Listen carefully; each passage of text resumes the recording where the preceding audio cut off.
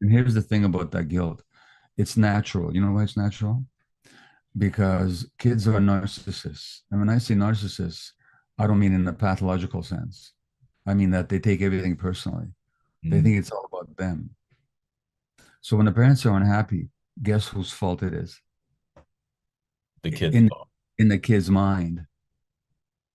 Let me tell you an experience that I had, and I talk about this in the myth of normal.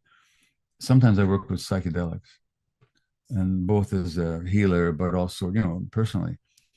So I was in this psychedelic session um, 7 years ago now. I'm 80 years old now. So I was 73, 72 years old. And I was the client.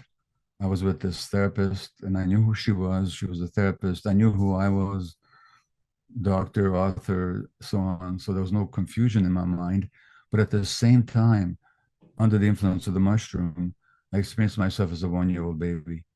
Wow. And this therapist was like my mother. No, I wasn't hallucinating. I knew that this was a mushroom session.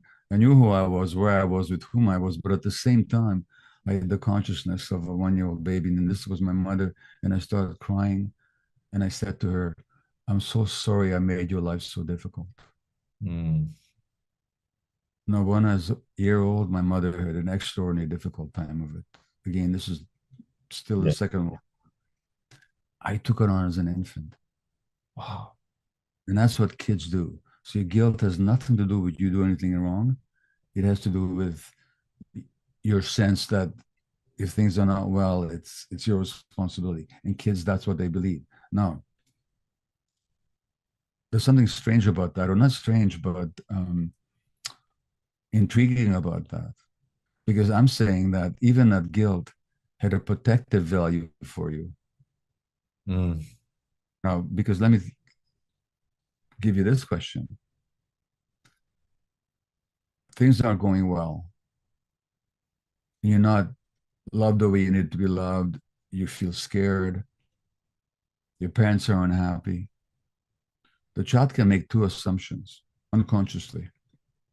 One is the world is a dangerous place. I'm all alone. My parents are incapable of meeting my needs.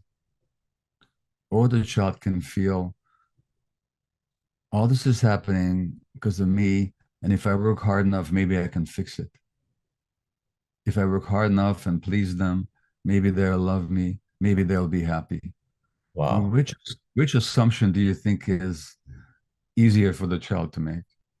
The latter. Yeah. So even that guilt came along to protect you because it kept you working hard enough to try and please your parents to try and get the love that you needed. But it Mm. also means you have to give up your own needs and your own feelings. So it's type of survival. It's a survival thing. That's all it is. So that when you feel the guilt now, it's what I call a stupid friend. You know, it came along at a time to help you. It's a friend in that way, Mm. but it's kind of stupid because it can't learn that you're no longer that 3 year old kid anymore and you don't need it anymore.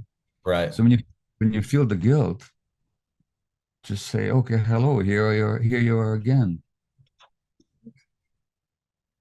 Don't be Wow. afraid don't be afraid of the guilt. Just hello, Right. but I don't need to listen to you. It's really good. It's really good. Um, and you kind of talk about that as that I took on this guilt. A lot of us take on this guilt, and then I start making decisions to numb that guilt, and then I'm really guilty. Yeah, It's that's right. Oh yeah. Then we do a lot of stupid things that are yeah. hurtful. Yeah, I mean, look, I had my own addictive behaviors, and I lied to my wife, and Yep.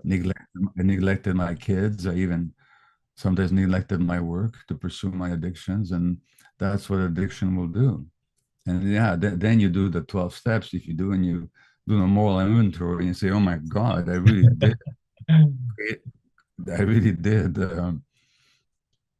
behave in ways that were hurtful." That's healthy remorse. Mm. Healthy remorse is a good thing, Hmm. but guilt is something else. Right. Because healthy remorse says, "I did something I wish I hadn't. I'm going to make amends for it if I can." Guilt says, "There's something wrong with me. I'm a bad person."